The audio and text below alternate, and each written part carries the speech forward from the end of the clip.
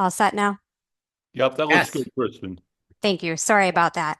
So for the next 10 to 15 minutes, I'd like to remind folks what is bone health optimization, understand the consequences of not optimizing bone, and then identify folks who would benefit from bone optimization prior to elective orthopedic surgery.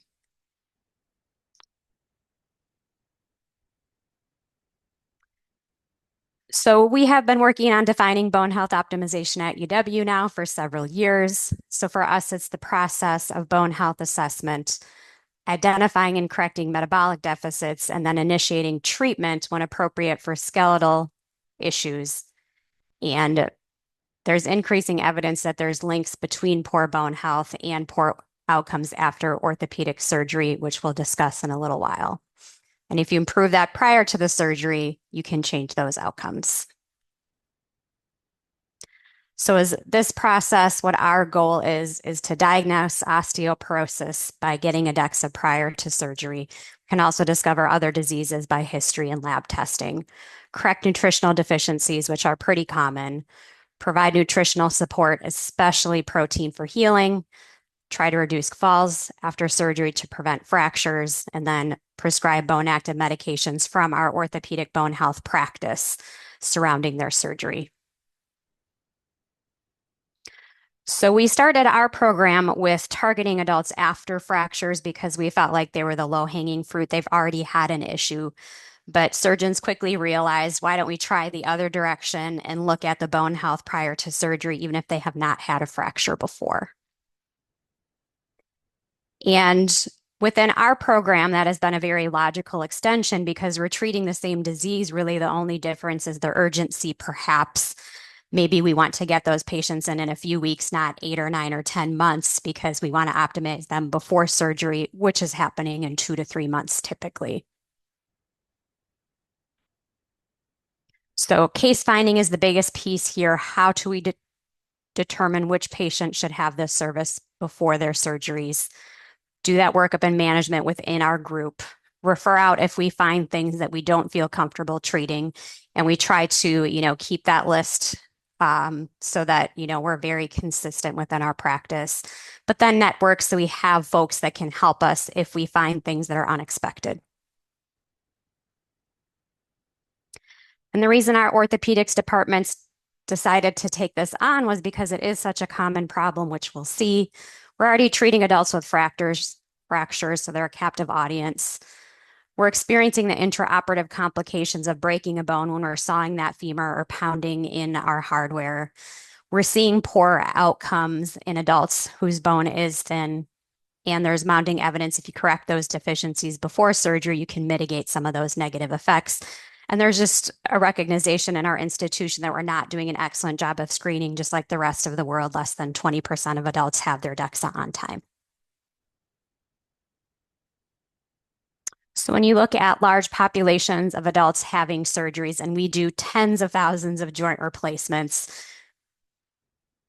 there's hundreds of thousands of adults living with joints in the United States, and 10% of them in this huge database study had a diagnosis of osteoporosis already established.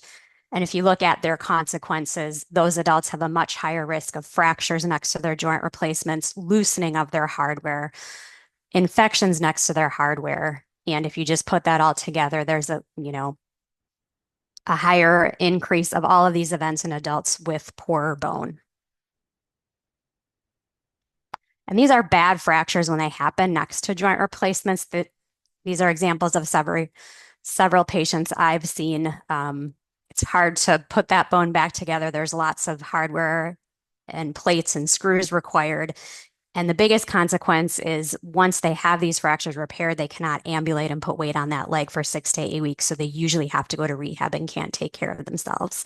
And that furthest panel out, they broke above a previous fracture, above a joint replacement. So again, there was no bone health optimization prior to any of those surgeries.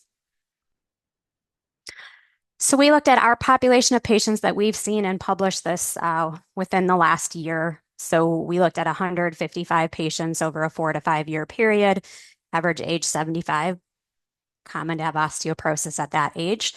Average time post their initial joint was about 8 years. 89% were caused due to a fall. 8% were just spontaneous. I stood up and my leg broke. I turned to the side and my leg broke. 46% of these had a prior fracture before this periprosthetic fracture.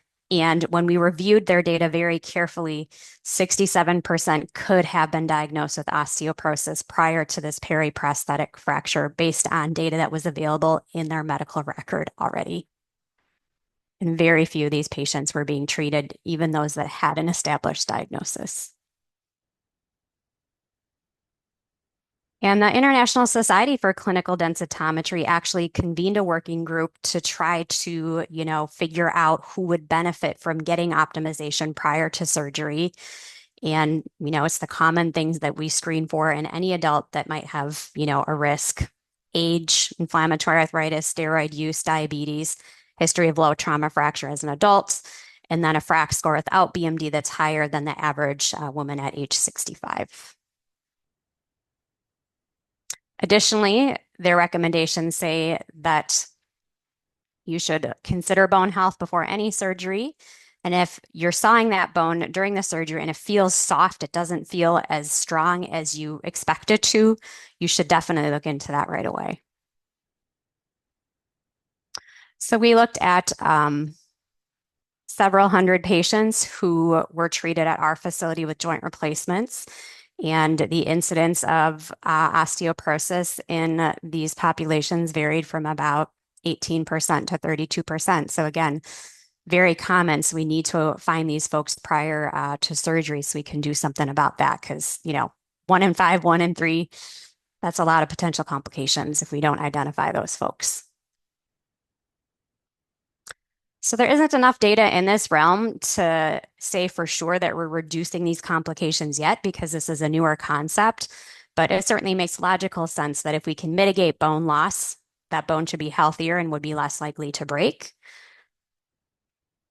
And additionally, there's been a couple meta-analyses published, one I referenced here on this slide, where bisphosphonate immediately following knee and hip replacements reduces revision surgery rates by 50%. And this is everyone, not just those with low bone density. Even folks with normal bone density have a lower revision rate with bisphosphonates because you don't allow bone loss next to that joint replacement, which is inevitable. So we came up with this beautiful approach that we thought was easy to navigate through several years ago, but it did not increase our bone health optimization referrals within our orthopedic practice. We're still just kind of starting to, brush the top of the surface there. So we have simplified this, and our current approach, we're just considering age. So we're encouraging our orthopedic surgeons to just look at their age: woman over 65, man over 70, refer for a bone health assessment. We'll order the DEXA so the result comes to us, and then we'll determine if they need to be seen in the clinic. And we expect it's going to be, around 30% of the patients based on our data that we've collected already. And then, please continue sending the folks where you have unexpected poor bone quality during your surgery.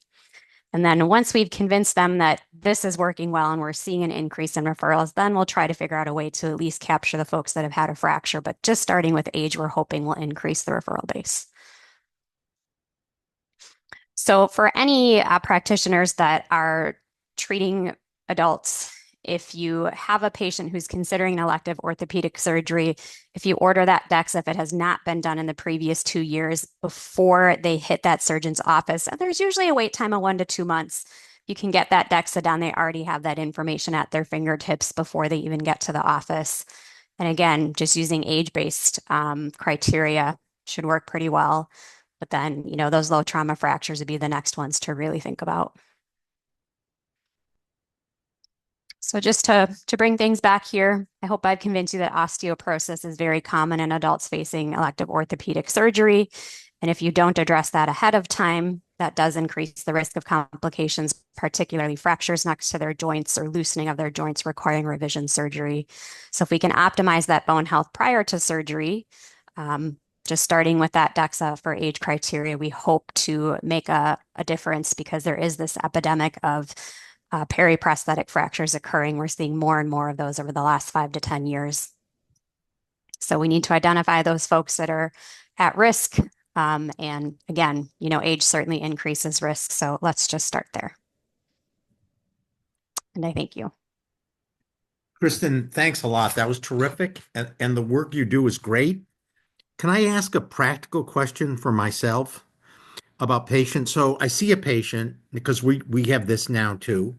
How long do I have to treat them, A, with an anabolic or B, with a bisphosphonate before their bone is optimal enough to have, I mean, yeah, if we put them on an anti-resorptive, we're not going to see a big change in bone density. So what is long enough to say, okay, it's okay to have surgery? So we try to risk stratify. I didn't have a lot of time to, put together all of the criteria we use, but basically it's just those very high risk patients. So T-score less than negative 3.0, FRAX score above 30, multiple low trauma fractures, recent low trauma fractures, very low TBS, degraded category. Those we're looking at starting anabolics. And we know that those work very quickly. Within weeks to Right, months, you can already see changes on the bone. So that's very clear. right. As far as those that are, they have osteoporosis, they meet treatment criteria, but it's not that very high risk. Starting a bisphosphonate anytime, even after surgery, we feel like still makes a difference because you can mitigate that inevitable bone loss that occurs. And there's a few studies out there. We still have to define this a little bit further, but likely it's between 5 to 10%. And if you start the bisphosphonate even a month or two before, continue it a year or two after, we're seeing very good results with stability and bone density. So we don't let them lose. So, But it's really trying to get that very high risk category that's key, I think. so if in the very high risk category, I've been treating about 3 months Mhm. before surgery, and I've kind of been doing the same with the patients I treat with anti-resorptives. But I thank you for, I think that helps. Yeah, Uh, we hope to have data at some point that, shows, but it seems like there's a few out there that 3 months does make a difference for sure. So we hope to cement that a little bit further. Other questions?